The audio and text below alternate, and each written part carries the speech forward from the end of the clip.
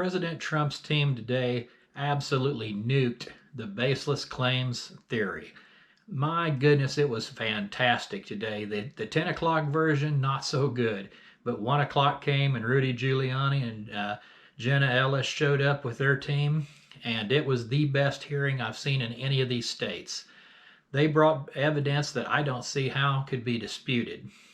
They really had the numbers, they had the right witnesses, they didn't waste a bunch of time, they just went right after it. And I'll tell you what, I think I'm going to do the same thing. So the first thing that we have here is a woman who has the video from the room in Fulton County, my favorite county in the whole country.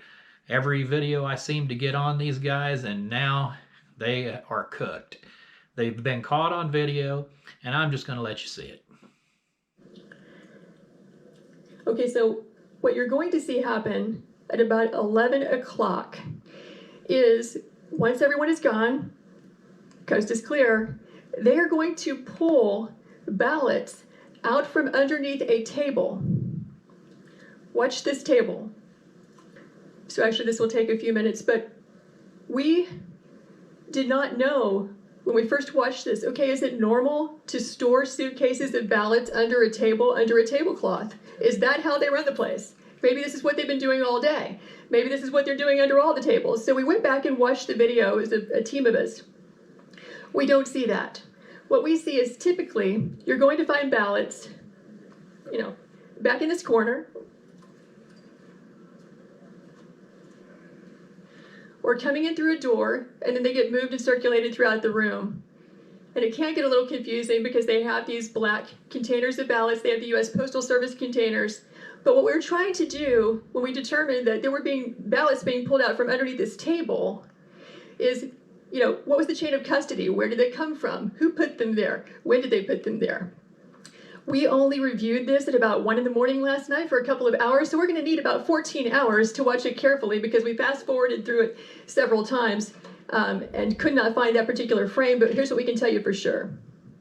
At about 8 o'clock in the morning, we're going to roll this back and show it to you. There you go.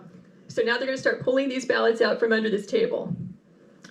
This table, the black one, was placed there by the lady with the blonde braids at about 8:22 a.m. in the morning. So she put that table there. So the same person who's staying behind now, the same person who cleared the place out under the pretense that we're going to stop counting, is the person who put the table there at 8:22 in the morning. Yeah, I saw 4 suitcases come out from underneath the table.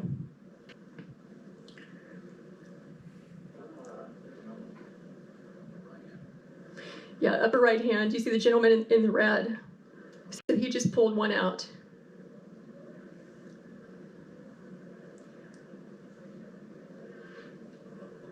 So what are these ballots doing there, separate from all the other ballots? And why are they only counting them whenever the place is cleared out with no witnesses?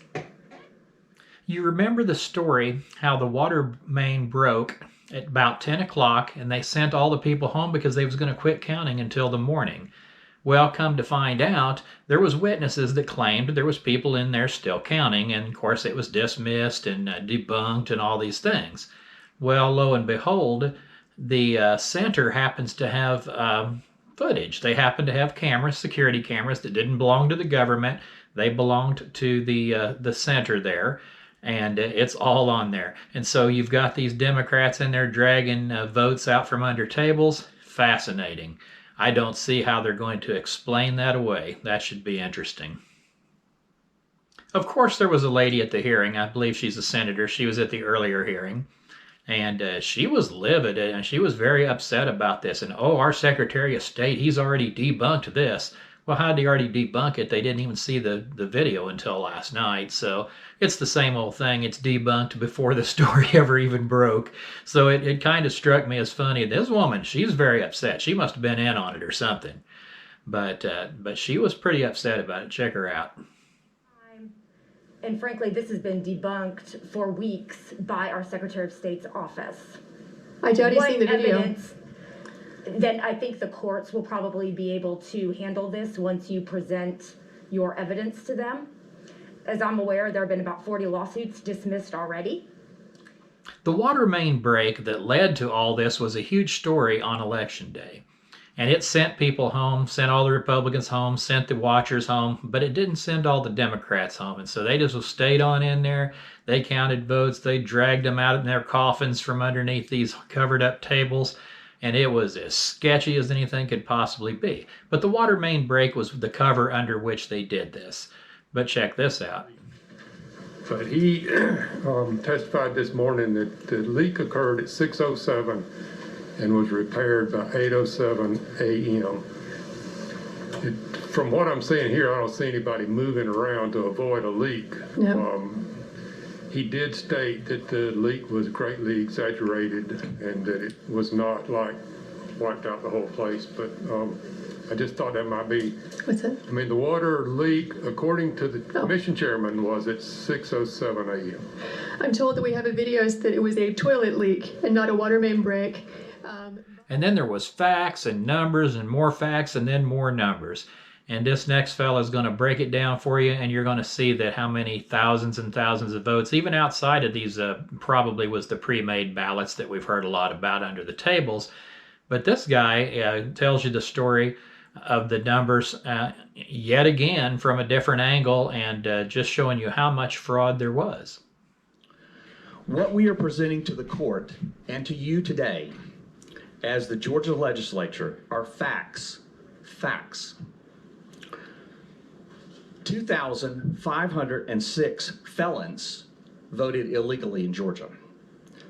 66,248 underage and therefore ineligible people to illegally register to vote before their 17th birthday, when the law requires 17 and a half years old.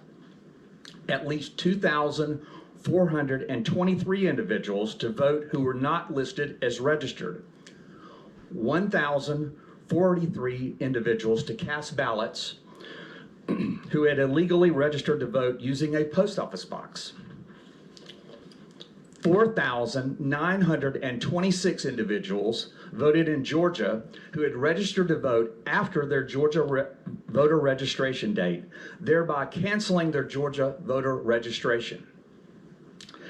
10,315 or more individuals to vote who are deceased by the time of the election. 395 individuals to vote in Georgia who had cast ballots in another state, which is illegal in both states.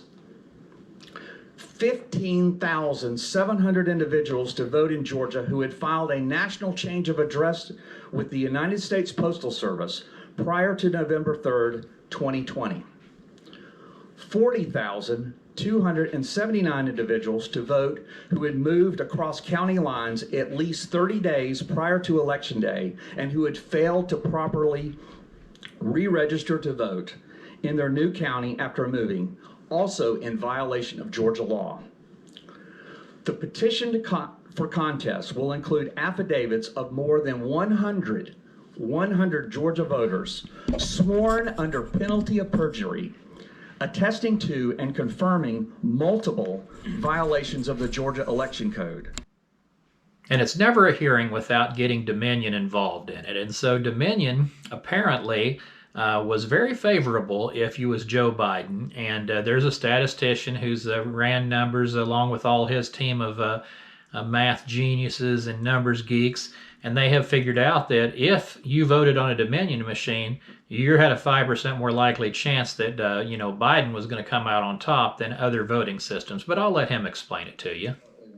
We found out that if Dominion counts your votes, Mr. Biden got about 78% of the wins, and if you used all other voting machines, then you only got about a 46%. So we noticed right away, again, a second marker that with Dominion, he significantly outperformed any other voting system. And then we did what was called a chi-squared analysis, and I won't bore the committee with what that is. It's a regression of sorts, and it allows you to sort data into various boxes. And what we did is we wanted to find out, using this analysis, whether or not, again, Dominion outperformed the others. And it was very interesting because once again, we came up with about the same number and we got about the same answer. We found using our first analysis that about 123,000 votes in Georgia would have been entirely outside the realm of what you would have expected had another voting system been used. And if you use the chi-squared analysis, you got to about 136,000. So either way, it was a very significant number of votes. We did note that you had 199,356 mail-ins in 2016 with a 6.4% rejection rate. And then in 2020, you had 1,320,154 with a 0.2 rejection rate. So, in this next clip, they're going to talk about mail-in ballots and the irregularities that went on with them. We know that the irregularities were many, and now they just brought the evidence some more about just how many, how much, who did it, and here it is. So that got us looking then at the mail-in ballots. And we had already done an analysis in Dallas this voting cycle and had found that after the county posted registered votes, and they do that by posting the voter record, so you can see a lot of data. You can see the name, the address, the date someone asked for a mail-in, the date they were mailed that mail-in, and the date it was returned. And what we found is that in early voting, over 57,000 votes were tampered with after the county had first recorded them as being voted. So we went and we did the same kind of look at in Georgia. And what we found was very interesting because we found over 200,000 mail-in ballots that when we looked at the voter record had supposedly never been returned. And yet they were voted. Now, about half of those ultimately got purged, but about 96,000 of those were never marked returned, and yet they were voted. And we have seen that in other areas of the country because it's very easy in the Dominion system to assign a person to a mail-in ballot inside the system. Right. And by the way, I would say this was not just mere oversight by one or two counties because we saw this pretty much across the board. And so this was an across the board problem. And we also saw a couple other interesting things. We noticed that sometimes the ballot was actually shown as being voted before it was received back. There was a receive back date, but it was voted before the county received it back. How could that be possible? Well, you'll have to explain that one to me too, because it's not supposed to be that way. Okay. We also... All right, so as you can probably tell, I am super stoked about this hearing. It really was great. I haven't seen the whole thing yet. I watched it for about an hour, and there was so much there that I didn't want to make a 10-hour video. So I was like, I'll either break it up or move on to something else. But it's really good. If you want to spend a few hours just watching a hearing, this would be the one you'd want to watch. It's at least for that first hour, it's just super great. So anyway, that's what I got for you, and I hope you guys have a great day.